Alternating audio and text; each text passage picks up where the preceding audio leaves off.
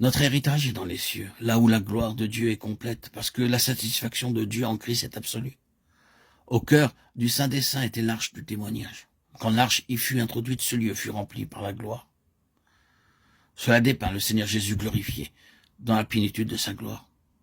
L'Esprit vient en nous, et nous le recevons comme le gage que nous serons là où est le Seigneur Jésus, et avec lui dans la même gloire. Notre héritage est aussi l'héritage de Dieu, car Dieu a sa satisfaction quand il obtient des saints qui sont dans cette position. L'héritage de Dieu, c'est son Fils premier-né. Et il obtient cet héritage dans son Fils quand il est dans la gloire. Beaucoup de fils doivent être amenés à la gloire, et l'héritage de Dieu se trouve dans ses fils amenés à cette gloire. Oui, la gloire est dans un lieu, mais c'est bien plus qu'un lieu, c'est Dieu dans sa pleine expression. Oh, est-ce qu'il sera possible que vous et moi nous puissions atteindre le stade où Dieu aura une libre expression de lui-même en nous? C'est cela l'évangile de la gloire, c'est de cet évangile dont nous parlons. L'évangile de la gloire du Dieu satisfait est une merveilleuse chose. Quand le Saint-Esprit vient comme le gage de notre héritage, la pleine et finale satisfaction, quelle est notre première sensation? C'est une merveilleuse satisfaction. Mais est-ce que nous sommes différents nous-mêmes? Nous apprenons très vite que nous ne le sommes pas. Cependant, d'une manière ou d'une autre, vient en nous la sensation que c'est pour cette plénitude que nous sommes nés. C'est ce que nous avons recherché durant tout ce temps. Mais est-ce juste une sensation?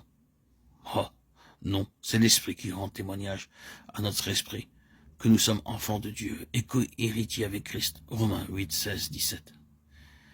Et l'Esprit est pour les héritiers le gage de l'héritage. Il est en effet celui qui introduit la satisfaction de Dieu, du ciel, dans nos cœurs. C'est une chose dans ce monde-ci que Satan ne peut pas tolérer. Il était dans la gloire autrefois et connaît quelque chose de ce que signifie la gloire. Mais il l'a perdu. Et maintenant, il ne peut pas supporter que quelqu'un puisse en jouir. Si Satan peut faire quelque chose pour détruire la gloire dans votre cœur et dans le mien, il le fera. La satisfaction de Dieu attestée par l'Esprit dans nos cœurs. Oh, ne devrions-nous pas être plus satisfaits du Seigneur? Oui, tout commence là. L'Esprit qui vint à la Pentecôte est là comme un gage de notre héritage.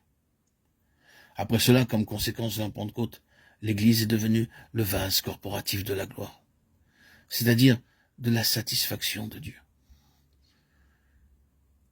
Si vous avez ici ou là une véritable expression de la pensée de Dieu à l'égard de l'Église, vous avez des gens qui vivent dans la joie de la satisfaction de Dieu, des gens qui sont entrés dans le repos, des gens qui ne sont pas satisfaits d'eux-mêmes, mais du Seigneur. Parmi beaucoup d'autres choses, vous aurez cela. L'Église est introduite seulement pour incarner et pour être le vase de cette gloire de Dieu, qui est la satisfaction de Dieu dans sa propre nature. À lui soit la gloire dans l'Église et dans le Christ Jésus, dans toutes les générations et à jamais. La gloire dans l'Église. Éphésiens 3, 21.